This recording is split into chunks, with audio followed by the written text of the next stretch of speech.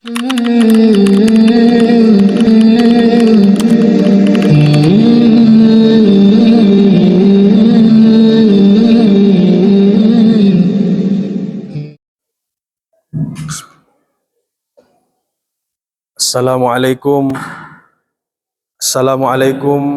warahmatullahi wabarakatuh. Alhamdulillahi rabbil alamin wal aqibatu lil muttaqin wala udwana illa 'alal zalimin. Asyhadu an la ilaha illallah wahdahu la syarikalah wa asyhadu anna Muhammadan abduhu wa rasuluh. Allahumma salli ala Muhammadin wa ala alihi wa sahbihi ajma'in, amma ba'd. Ikhwanil muslimin muslimat, jamaah Isya Tarwi yang dirahmati dan dimuliakan oleh Allah Subhanahu wa taala. Alhamdulillah, kembali kita melanjutkan amaliyah kita di bulan Ramadan tahun ini, dan alhamdulillah kita sudah melalui 17 hari ataupun ada yang 16 hari bulan Ramadan. Kita berdoa pada Allah, mudah-mudahan hari-hari yang kita lalui itu dengan ibadah mudah-mudahan diterima baik di sisi Allah Subhanahu wa taala. Amin. Salawat dan taslim senantiasa tercurah atas junjungan Nabi besar kita Nabiullah Muhammad sallallahu alaihi wa ala alihi wasallam. Ma'asyiral muslimin muslimat, jamaah Isya Tarwi yang dimuliakan oleh Allah Subhanahu wa taala, perintah puasa ini sudah sangat terang dan jelas di dalam Al-Quran yang menjadi dasar kita untuk melaksanakan puasa. Mungkin kalau kita tanyakan ayatnya, mungkin semuanya di sini sudah hafalkan. Ya. Ayatnya, surahnya, karena hampir setiap malam kita dengarkan, yaitu Quran surah Al-Baqarah ayat 183 sampai dengan ayat 187. Di situ Allah Subhanahu wa taala menegaskan perintah puasa bagi orang-orang yang beriman. Kemudian teknis, cara dan larangan-larangannya disebutkan di situ dengan rinci. Namun di antara kelompok ayat-ayat itu, perintah puasa itu, Allah Subhanahu wa taala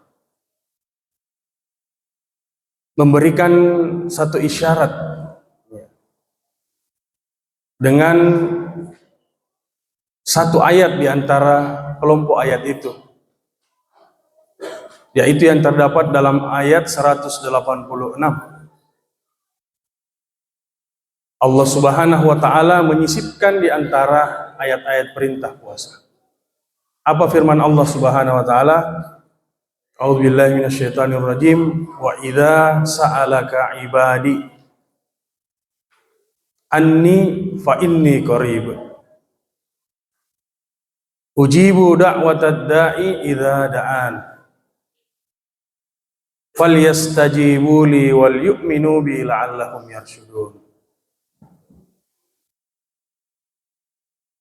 Mari kita lihat apa keterangan di dalam ayat ini. Wa idza sa'alaka ibadi, dan jika mereka bertanya, dia bertanya kepadamu Muhammad, Siapa yang bertanya? Ibadi, hambaku, kata Allah. Di ayat ini Allah Subhanahu wa taala menyebut kita semua ini dengan sebutan yang luar biasa. Ibadi, hambaku. Dan jika hambaku Muhammad bertanya kepadamu, anni, tentang aku, maka kata Allah, fa inni qarib, maka sesungguhnya saya sangatlah dekat. Sesungguhnya saya sangatlah dekat. Itulah kata Allah Subhanahu wa taala. Mengapa ayat ini Allah taruh di antara ayat-ayat perintah puasa? Mengapa disimpan di situ? Penjelasan tentang dekatnya Allah dengan hambanya. Maka ulama kita menjelaskan bahwa disinilah kelebihan, disinilah perbedaan orang yang berpuasa. Inilah fasilitas yang luar biasa yang didapatkan oleh mereka yang berpuasa. Ya. Jadi posisi seorang hamba dengan Tuhannya, dengan Allah di bulan Ramadan ini sangatlah dekat. Jauh berbeda dengan di luar bulan Ramadan.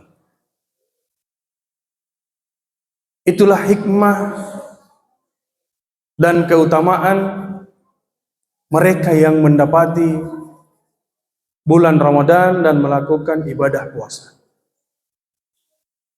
Suatu kesempatan yang tidak pernah didapatkan bagi mereka yang tidak mendapati lagi bulan Ramadan. Itulah akses yang luar biasa Bapak Ibu sekalian. Kalau hal ini sudah kita pahami dan kita sadari, maka apa kata Allah di dalam ayat ini? Ujibu da'watad da'i idza da'ani. Kalau ini tadi sudah dipahami, posisi kita dengan Allah sangat dekat, apa lagi yang harus kita lakukan? Ujibu da'watad da'i idza da'ani. Saya akan penuhi permintaannya. Saya akan jawab doa-doanya. Iza da'ani, jika mereka meminta kepada aku. Pertanyaannya jamaah yang dimuliakan oleh Allah, sudah sampai di mana kita memaksimalkan, berikhtiar, memanjatkan, memunajatkan doa-doa kita di bulan Ramadan ini? Ini sudah hampir 2/3 Bapak Ibu sekalian. Tinggal berapa hari lagi? Lebih banyak yang sudah kita lewati daripada sisa-sisa Ramadan tahun ini. Pertanyaannya, permohonan apa, doa apa yang sudah kita panjatkan pada Allah? Proposal apa yang sudah kita sampaikan kepada pemilik alam semesta ini? Doa-doa apa yang sudah kita lantunkan? Jangan sampai hari-hari di bulan Ramadan ini berlalu begitu saja, tanpa ada sesuatu yang kita minta kepada Allah. Falyastajibu li, maka kata Allah, hendaklah mereka mengikuti perintahku, melaksanakan perintahku, wal yu'minu bi, dan mereka beriman kepadaku. La'allahum yarsudun, mudah-mudahan mereka diberikan petunjuk. Inilah kesempatan luar biasa yang Allah berikan bagi kita semua yang mendapati bulan Ramadan, bagi kita yang berpuasa. Kenapa hal ini Allah berikan fasilitas yang luar biasa?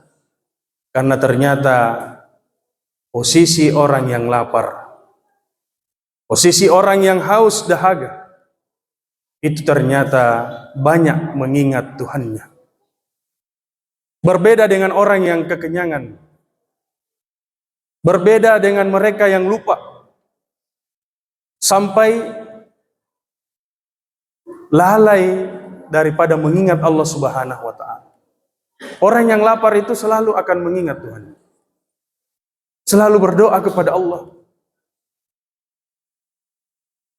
Kalau hal ini sudah kita sadari, jamaah yang dimuliakan oleh Allah, maka marilah kita memanfaatkan kesempatan ini dengan sebaik-baiknya. Tentu dengan memahami adab, kaifiat dan tata cara yang jauh lebih bagus jika kita pahami. Imam Al-Ghazali dalam kitabnya Ihya Ulumuddin menyebutkan sekurang-kurangnya ada beberapa adab yang harus kita pahami sebelum kita berdoa. Yang pertama adalah kita pahami waktunya dulu. Waktu-waktu mustajabnya doa itu. Antara lain adalah waktu sepertiga malam. Rata-rata kita terbangun di waktu itu. Kalaupun kita sudah salat tarawih di masjid, minimal kita akan bangun di waktu itu untuk bangun makan sahur. Dan itulah waktu yang terbaik untuk kita berdoa. Ya. Wal mustaghfirina bil ashar. Ya. Sebaiknya kita memohon ampun di waktu-waktu itu. Itulah waktu yang afdal untuk kita bertaubat di waktu sahur-sahur kita di sepertiga malam. Kalau waktu itu kita hanya habiskan untuk makan atau hanya menonton sesuatu yang tidak bermanfaat, maka tentu kita merugi. Kemudian pada waktu menjelang buka puasa sampai kita berbuka, itu adalah waktu afdalnya kita berdoa. Jangan sampai waktu-waktu itu dihabiskan hanya untuk menyiapkan sesuatu yang mungkin tidak mengenyangkan dan tidak memuaskan kita juga. Hanya selera saja. Tetapi marilah kita manfaatkan waktu-waktu itu untuk berdoa. Minimal kita memohon ampun kepada Allah. Kemudian pada waktu antara azan dan iqamah, itulah waktu mustajabnya doa. Kemudian pada waktu turunnya hujan. Bulan Ramadan tahun ini hampir setiap hari turun hujan, maka terhimpun semua keutamaan-keutamaan waktu berdoa itu. Kita berpuasa, turun hujan, maka itulah kesempatan kita melancarkan doa-doa kita. Kemudian pada waktu sujud-sujud kita dalam sholat, di bulan Ramadan ini bukan hanya sekedar salat wajib, tetapi hampir kita berlomba-lomba melaksanakan salat-salat sunnah maupun qiyamul lail. Disitulah kita manfaatkan untuk berdoa. Selanjutnya dengan adab-adab yang lebih utama adalah tentu lebih bagus jika kita menghadap ke kiblat. Ya. Sehabis kita salat tentu itu termasuk waktu yang baik dan dengan posisi yang terbaik. Kemudian ketika kita berdoa diharapkan dengan penuh kerendahan hati dan penuh harap kepada Allah. Makanya doa-doa kita mulai dengan pengakuan dosa. Subhanaka inni kuntu minadh dhalimin. Rabbana zalamna anfusana. Itulah pengantar doa-doa kita. Karena itu bisa menjadi pembuka kita meminta kepada Allah. Kemudian kita mulai doa kita dengan Asmaul Husna, dengan nama-nama Allah yang baik. Ya Allah, Ya Rahman, Ya Rahim, Ya Razzaq. Karena itulah nama Allah yang membuat Allah bisa tersanjung dengan apa yang kita sampaikan. Kemudian ketika kita berdoa, sebaiknya kita berdoa dengan penuh rasa keyakinan. Jangan sampai kita berdoa tetapi tidak ada keyakinan dalam hati kita. Maka itu adalah suatu kesia-siaan. Kalau hal ini sudah kita laksanakan, yakin dan percaya, insya Allah doa kita akan dijawab. Kata Nabi SAW, "Ma min muslimin yada'ullaha azza wa jalla bida'watin laisa fiha ismun wala qati'atu rahimin." Tidak ada seorang muslim yang berdoa kepada Allah azza wa jalla yang dimana dalam doanya itu tidak mengandung unsur berdosa, tidak mengandung unsur dosa, dan tidak mengandung unsur memutuskan silaturahmi. Maka kata Nabi SAW, tidak ada halangan bagi Allah untuk menjawab doa-doa seorang muslim itu dengan 3 cara. Yang pertama, ada doa yang langsung disegerakan dijawab oleh Allah. Mungkin karena amalan-amalannya, mungkin karena sedekah-sedekahnya, infaknya, atau mungkin baktinya kepada kedua orang tuanya, sehingga disegerakan semua permintaannya. Kemudian yang kedua, ada yang dijawab oleh Allah Subhanahu wa taala dengan ditunda. Ditunda di dunia ini. Sepertinya tidak dijawab, tetapi ternyata doa-doa itu disimpankan baginya di hari kemudian untuk menjadi rahmat dan pengampunan baginya, mendapatkan surganya Allah. Kemudian yang ketiga adalah ada orang yang berdoa tetapi tidak dijawab sesuai permintaan dan kebutuhannya, tetapi Allah hindarkan dia dari keburukan-keburukan yang akan menimpa dirinya. Inilah beberapa hal sekaligus pencerahan bagi kita semua untuk kita semakin memaksimalkan di hari-hari yang tersisa di bulan Ramadan ini. Mudah-mudahan kita semakin memaksimalkan ibadah, khususnya memanjatkan doa-doa kita. Lebih dan kurangnya saya mohon dimaafkan. Aku qouli hadza wa astaghfirullah li wa lakum. Subhanakallahumma wa bihamdik asyhadu an la ilaha illa anta astaghfiruka wa atubu ilaik. Wassalamualaikum warahmatullahi wabarakatuh.